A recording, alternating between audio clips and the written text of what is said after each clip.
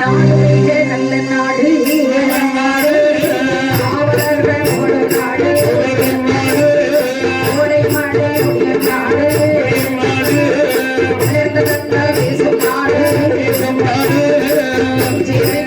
போக்கும் நாடு பெஞ்சே போக்கும் நாடு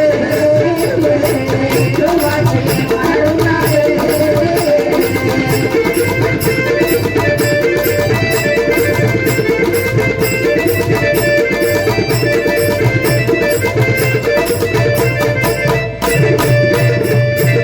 அவக்குலை மாந்துவரே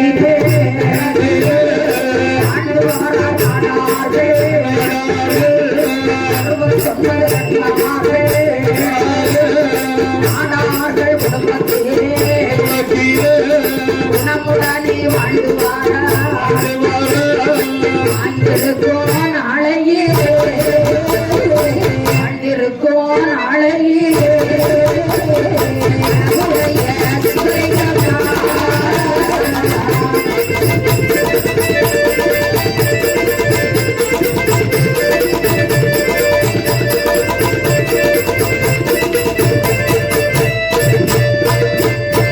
நீர்வளம் நிலவளம் கார்வளம் கண்ணம் வளம் அனைத்தும் ஒருங்கிய நாடு கொண்ட கலைவான் அதாவது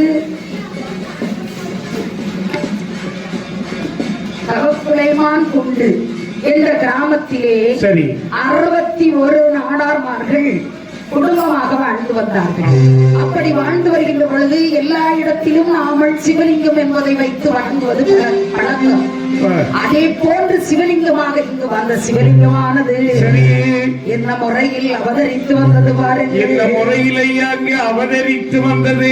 இங்கே வளர்ந்து வருகின்ற ஆலவிருச்சமானதுதான் அழகுடனே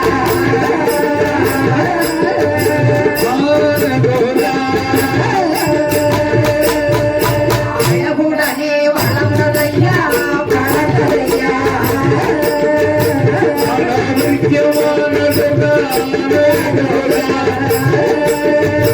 அருமையாக வளர்ந்ததையா வளர்ந்ததையா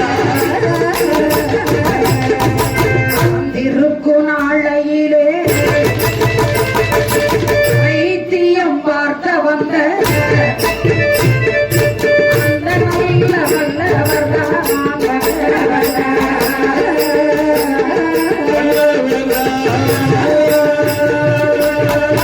அழகு சிவன் என்பவரும் வைத்தியம் பார்க்க வந்தவர்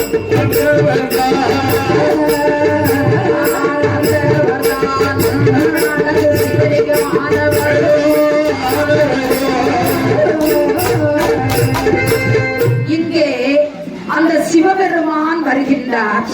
வந்து இந்த கிராமத்தில் உள்ள மக்களுக்கு நோய்கள் வலதும் தீர்ப்பதற்காக வந்தவர் சிவபெருமான். அதாவது ஒரு வைத்தியர், அதாவது ஒரு வைத்தியம் பார்க்கக்கூடிய வைத்தியராட்டு வந்தவர்.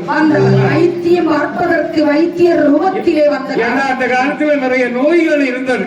அந்த நோய்கள் நொடிகளை தீர்ப்பதற்கு வைத்தியம் பார்க்க வந்த காரணத்தினால் இருந்தால் நோய் தீர்ப்பார் ஆண்டவன் என்று தெரியாது. சரி, இவர்களுக்கு தெய்வம் என்பது தெரியாமல் அப்படி இருந்து இந்த இடத்திலே சிவபெருமானாக வந்தவர் நோய் தீர்த்து வைத்தியம் தீர்த்த காரணத்தினால் அவர் வைத்தியலிங்கம் என்ற பெயரோடு இங்கு அமர்ந்தார். வைத்தியலிங்க சுவாமியாக சிவபெருமான் இங்கு இங்குள்ள மக்களுக்கு வைத்தியலிங்கமாக காட்சி கொடுத்து அவர்கள் இடத்திலே பூஜை பெற்று வருகின்றார். அதே போன்று இங்கே ஒரு ஆலாவிருட்சமானது வளர்ந்து வந்தது. அந்த ஆலாவிருட்சமோ விழுதுகள் விழாத ஆலாவிருட்சமாக வளர்ந்தது. ஆலமரமானது விழுதுகள் இல்லாமல் இங்கு அமர்ந்து இருந்தது. அந்த மரத்தடியிலே அதாவது சாஸ்தா ஐயனார் வந்து கல்லால் ஐயனார் என்று அமர்ந்தார். ஆமா, அதாவது அந்த மரத்திலே விழுதுகள் விழாத காரணத்தினால் ஆக்காத மரத்திற்கு கல்லு என்று தானே நம்ம சொல்லுவோம். அதே போன்று கல்லால் ஐயனார் என்ற வேரோடு எவ்வளவு இடங்கள் இருக்கு, ஆலாவிருச்சங்கள் இருக்கிறது. ஆமா, வெட்டிமுருத்தியம் கோயிலே வெள்ளக்கால கால மூக்கந்துறை சொல்லக்கூடிய இடத்துல கன்னியாகுமரி பக்கம் எவ்வளவோ, அதாவது அந்த இடம் பூரா ஆள் விழுதுகள் விழுந்து மொத்தத்தில் ஆளாயிட்டு ஆஹா. இங்க வந்து ஆனா ஆழம் விழுது விழாத இடம் ஒரு இதுதான். ஆமா, விழுது விழாத காரணத்தினால் ஆ. கல்லால ஐயன் என்ற பேரிலே சரி. அந்த ஆலமரத்து அடியிலே கல்லால ஐயனார் பூஜை கொண்டு வருகின்றார். சரி. இப்படி இருக்க பத்திரமா காளி அம்மையே, பத்திரமா காளி அம்மையே, ஆலயம்மா தாயாரோ, பத்திரமாகாளி அம்மே, பத்திரமாகாளி அம்மே, ஆலயமோ தாயாரோ, பிரம்ம சத்தியம்மையோடு, பிரம்ம சத்தியம்மையோடு, சப்தகன்னி மார்களும்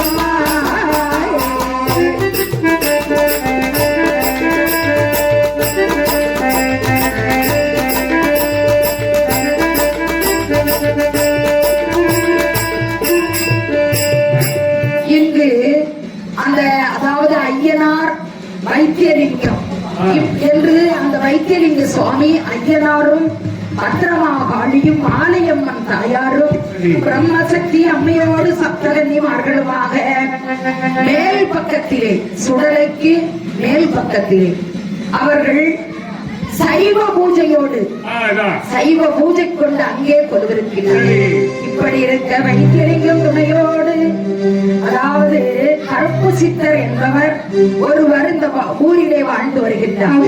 அப்படி வாழ்ந்து வருகின்ற பொழுது அந்த வைத்தியலிங்கம் என்று சொல்லக்கூடிய கோவிலே வந்திருந்து அந்த கருப்பு சித்தர் என்பவர் சொல்லுகின்றார். மக்களை எல்லாம் அழைத்து ஒன்றாக கூட்டி வைத்து சொல்லுகின்றார், அப்பா இந்த இடத்திலே புதையல் இருக்கிறது.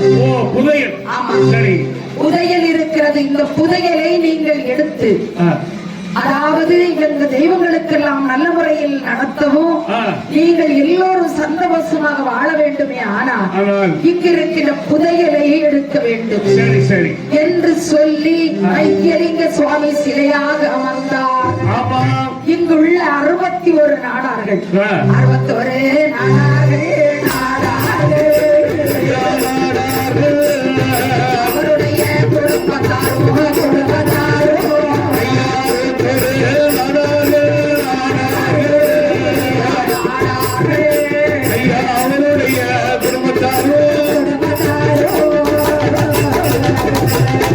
புதையலது எடுத்தவற்று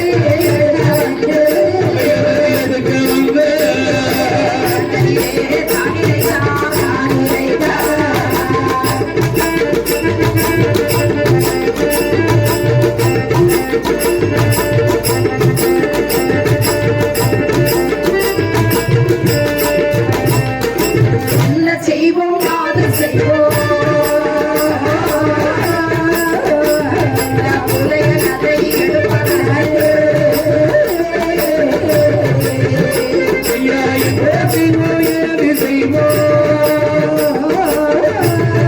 புதையலதை எடுப்பதற்கு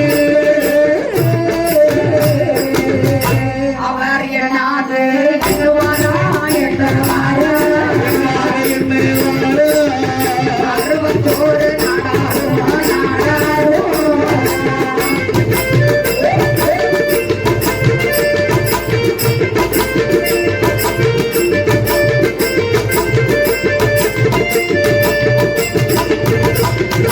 கருப்பு சித்தர் சொல்ல கேட்டு 61 நாடாரோ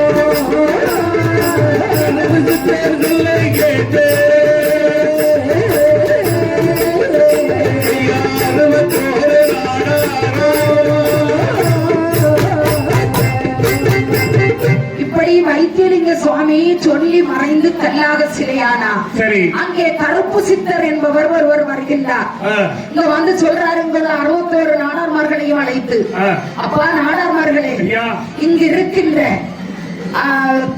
புதையலை எடுக்க வேண்டுமே, ஆனால் நான் ஒன்று உங்களிடத்திலே சொல்லுகின்றேன். புதையல் எடுப்பது சாதாரணப்பட்ட விஷயம் இல்லப்பா. புதையல் எடுக்கணும்னா அதுக்கு வேண்டியதெல்லாம் செய்யணும், செய்தாதான் நமக்கு புதையல் கிடைக்கும். நீங்க கடவுளா வந்திருக்கிறீங்க, நல்ல புத்தி சொல்லுங்க. ஆடு கோழி பண்டிகிடா பண்டிகிடா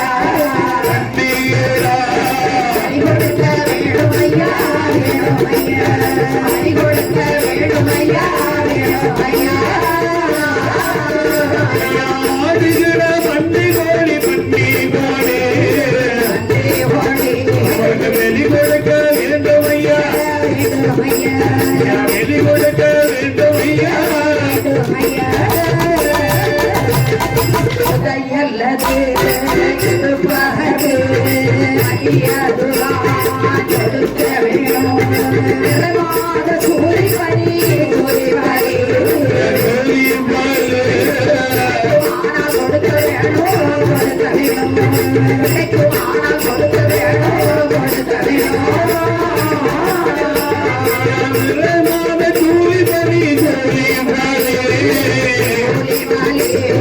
கிடைக்குமான கொடுக்க வேண்டும் எனக்கு கிடைக்குமான கொடுக்க வேண்டும்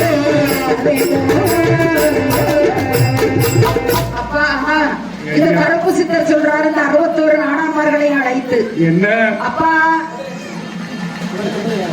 அப்பா இந்த இது எடுக்க வேண்டுமே ஆனால் சரி ஆடு கோழி பண்டி பலி கொடுப்பது மட்டுமல்லாமல் ஒரு நிறைமாத சூரியுடைய பலியும் கொடுக்க வேண்டும் என்று சொன்ன உடனே இந்த ஊரிலே உள்ள முத்துப்பகடை என்ற பெண்ணை நிறைசூலியாக இருக்கின்றார் அவளை அழைத்து வந்து அவளிடத்திலே சம்மதம் கேட்கின்றார்கள் நம்ம சம்மதம் கேட்டு மனசுக்கு திருப்தியா செய்ய வேண்டும் என்று சொல்லுகிறார்கள் உடனே ஆகட்டும் என்று அந்த பெண்மணி சம்மதித்தார் சரி சம்மதித்து அவளை பலி கொடுக்கின்ற நேரத்திலே அந்த பெண்ணானவள் என்ன சொன்னாள் தெரியுமா உயிர் போகின்ற தருவாயே இந்த 61 நாடான்மார்கள் வாழ்ந்து வருகின்ற இடத்திலே என்னை பலி கொடுத்த காரணத்தினால் இங்கு ஆடவர்கள் என்பதே வம்சமே தலைக்காது ஆடவர் குலம் என்பது வம்சமே தலைக்காது என்று சொல்லி அவளுடைய உயிரானது பெறுகின்றது அப்படி இருக்க